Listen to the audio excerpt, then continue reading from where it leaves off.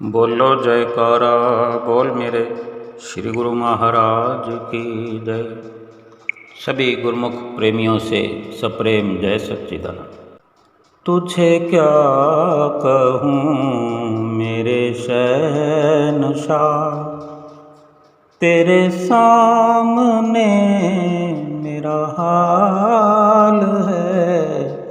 तेरी एक निगाह की बात है, मेरी जिंदगी का सवाल है। तुझे क्या कहूँ मेरे शहंशाह। हम समझते हैं कि जो कुछ भी हम कर रहे हैं वो केवल हम ही जानते हैं, लेकिन ये सत्य नहीं है। सतगुरु पार ब्रह्म परमेश्वर, जिनकी महिमा अपरंपार है, जिनकी लीला अपरंपार है और हर जगह उनकी नज़र है, सब कुछ वो देखते हैं। हमें हर वक्त सोचकर समझकर चलना चाहिए, समझकर व्यवहार करना चाहिए, समझकर बोलना चाहिए। फरमान है कि धरती फाटे मेघ मिले, कपड़ा फाटे डोर, तन फाटे को औषधि, मन फाटे नहीं ठोर। यानी जब धरती फटने लगती है या धरती में जब दरार पड़ जाती है, बड़े बड़े उसमें दरारें आ जाती है,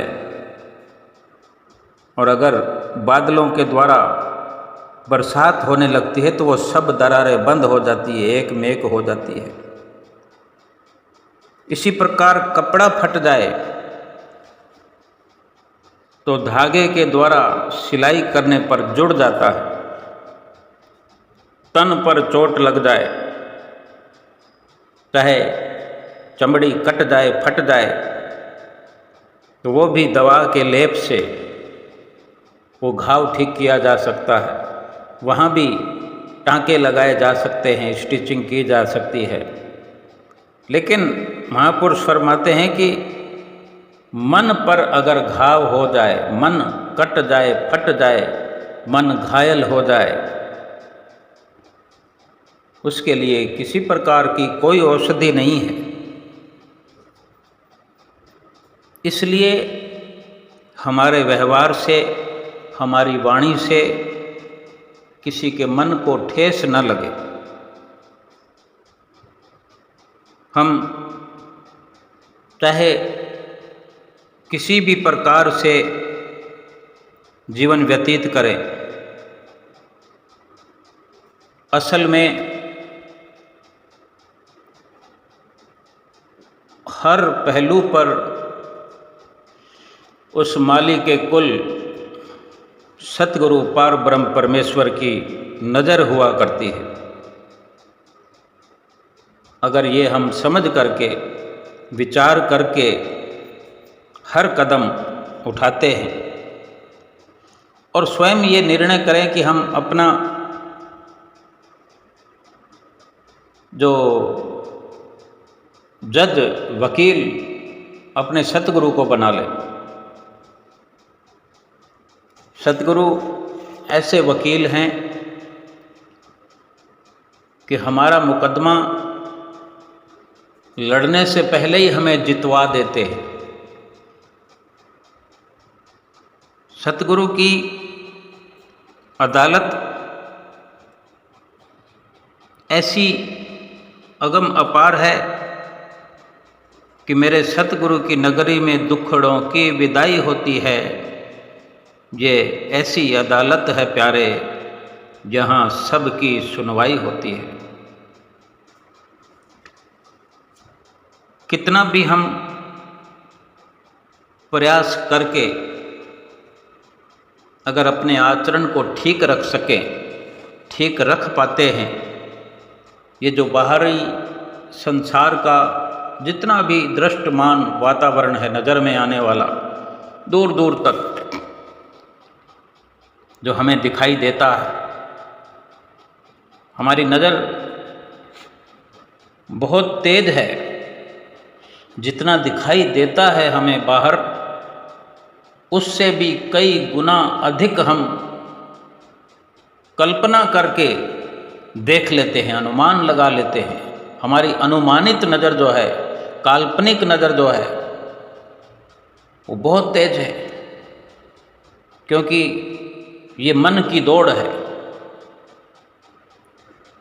एक पल में 7 समुंदर की सैर करके आ जाता है। ये बाहरी दौड़ है, काल्पनिक दृश्यों को अनुभव में लाते हुए अंदर ही अंदर ये खिचड़ी पकाता रहता है और इस जीव को भटकाता रहता है। असल में जो कुछ भी बाहर दिखाई देता है, हम बाहरी तन की आँखों से, चम दृष्टि से हम जितना देख पाते हैं, उससे कहीं अधिक ये मन हमें कल्पनाओं के बवंडर में रात और दिन घुमाता रहता है। अगर अपने भीतर इस प्रकार के काल्पनिक अवशेष, काल्पनिक विचार अगर अपने भीतर न भरे, तो भीतर हमारा बहुत सुंदर संसार है। परमात्मा ने एक विशेष व्यवस्था के तहत इस इंसान को इस दुनिया के अंदर भेजा है। हम जो इस दुनिया में आए हैं, एक से बढ़कर एक सुखों का भरपूर खजाना लेकर आए हैं, लेकिन हमें पता नहीं है, हमें खबर नहीं है। इसलिए बाहर के दृष्टमान दृश्यों में खो करके, इन झूठे नज़ारों में खो करके अंदर के उन खजानों से महरूम हैं, खाली हैं। भीतर हमारे सुख ही सुख भरा हुआ है, लेकिन अनजान हैं, उन सुख को पा सकने में असमर्थ हैं, क्योंकि वो युक्ति तो वक़्त के संत महापुरुषों के पास ही मिलती है। और संतों महापुरुषों के पास पहुँच करके जो शिक्षा मिलती है, उस पर अमल करने से ही उन सुखों से, उन सुखों के खजानों से वाकिफ़ हुआ जा सकता है, उनको पाया जा सकता है। समुद्र में जैसे जहाज चलता है, यूँ तो पानी के अंदर कुछ भी फेंक दो डूब जाता है, लकड़ी नहीं डूबती। लकड़ी का कोई सामान डाल दिया जाए, वो नहीं डूबता।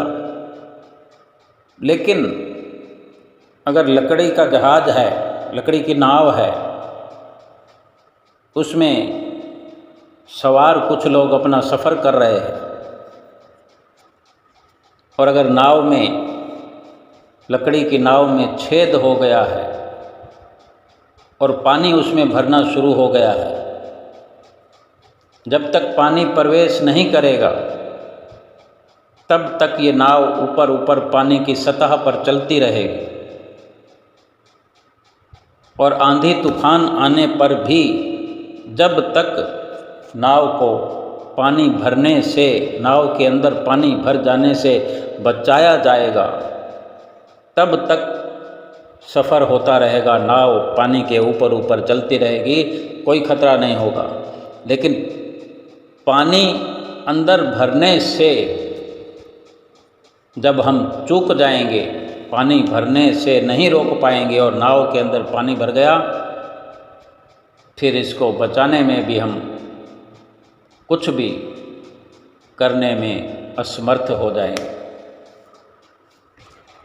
क्योंकि नाव पानी में चलते हुए भी पानी से निर्लेप है। नाव की नीचे की सतह पानी से गीली जरूर होगी, लेकिन भीतर पानी को नहीं आने देगी,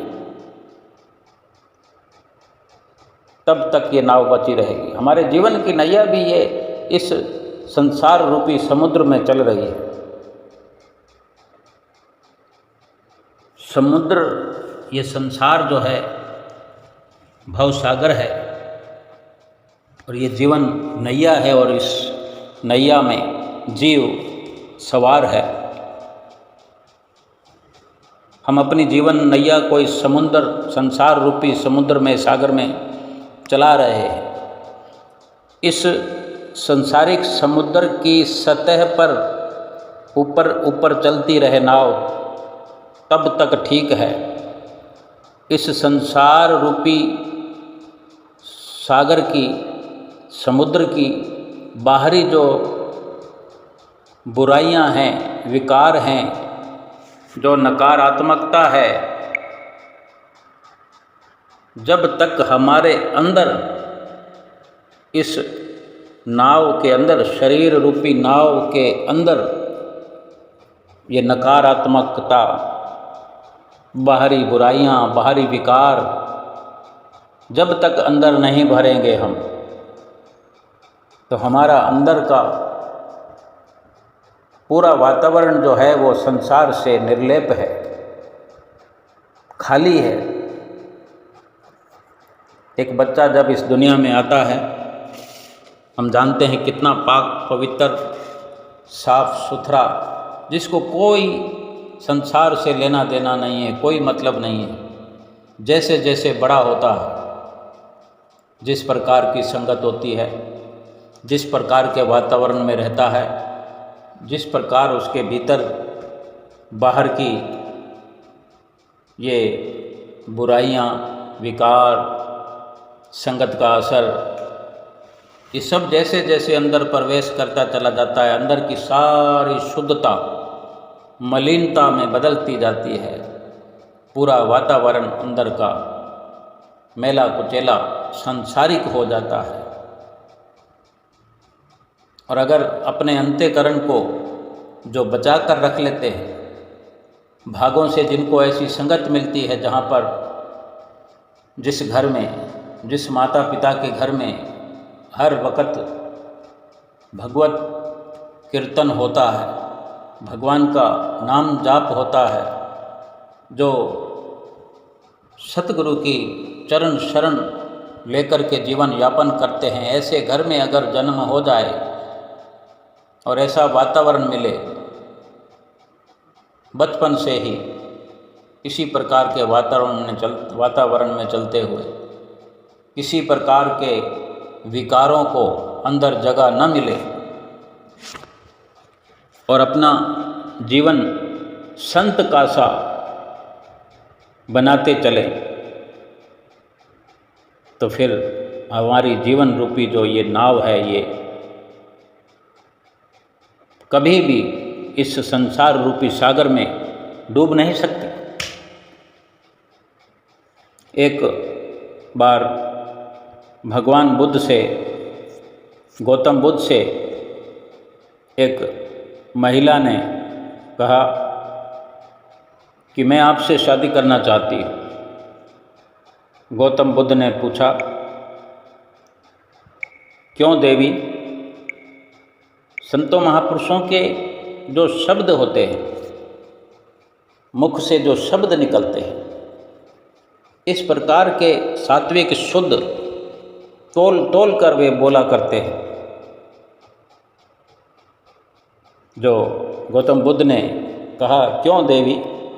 तो उस महिला ने जवाब दिया कि मैं आपके जैसा एक पुत्र प्राप्त करना चाहती हूँ, जो पूरी दुनिया में मेरा नाम रोशन करे, और ये तभी संभव है कि मैं आपसे शादी करूं, तभी मुझे ऐसा पुत्र मिल सकता है। तो गौतम बुद्ध कहते हैं, हे देवी, इसका और एक उपाय है। तो महिला पूछती है, क्या? तो गौतम बुद्ध ने मुस्कुराते हुए कहा, आप मुझे ही अपना पुत्र मान लीजिए और आप मेरी माता बन जाइए, जिससे कि आपको मेरे जैसा पुत्र मिल जाएगा और हम जिस प्रकार हैं वैसे ही रह जाएंगे। तो बड़ा अचंभित होकर वो महिला गौतम बुद्ध को ताकने लगी और ज़ोर ज़ोर से रोने लगी, क्योंकि एक मानसिकता का अंतर है। संत की अपनी विचारधारा, उत्तम विचारधारा, और वो केवल महिला जो अपना नाम रोशन करने के लिए संतों के पास कैसा विचार लेकर गई और जवाब सुनकर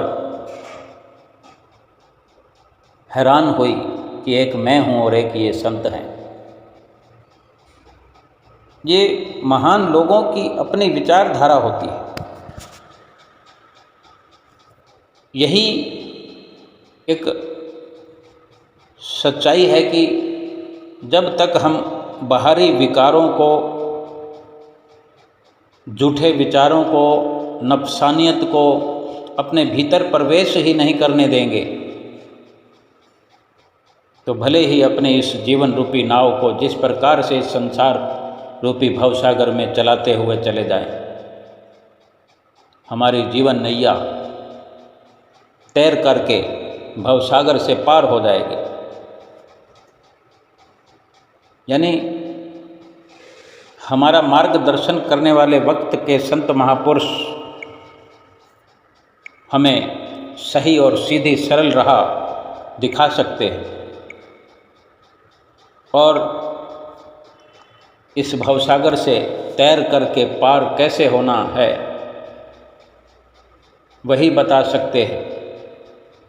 किस प्रकार से हमारे भीतर में सुखों का खजाना छिपा है, भरपूर है, वही बता सकते हैं।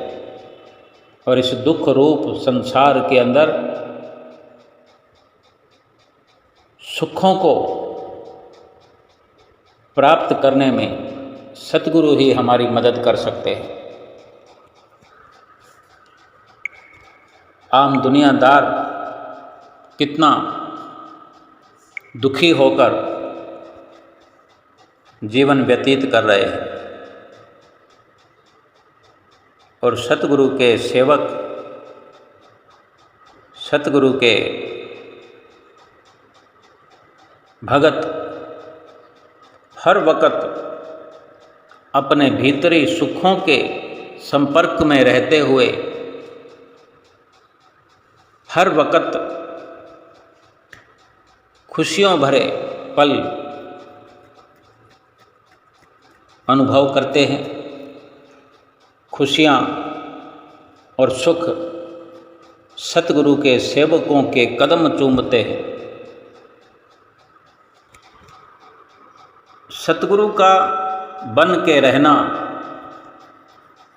संसार के अंदर रहते हुए संसार का असर अपने भीतर प्रवेश ना होने देना, हर वक्त सतगुरु का बन करके जीवन यापन करना, सतगुरु के चरणों में ये फरियाद करते रहना, फूल हैं हम प्रभु जी आपके बागीचे के, सहलाना आपका काम, मुरझा जाएं कभी तो हमें फिर से खिलाना आपका काम।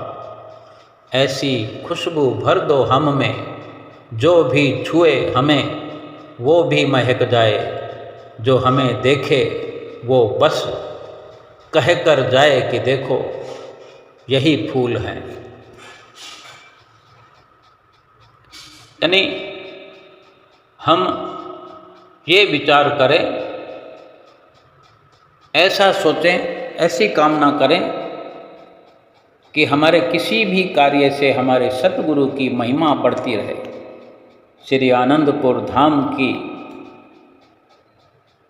जो आज महिमा हम देख रहे हैं,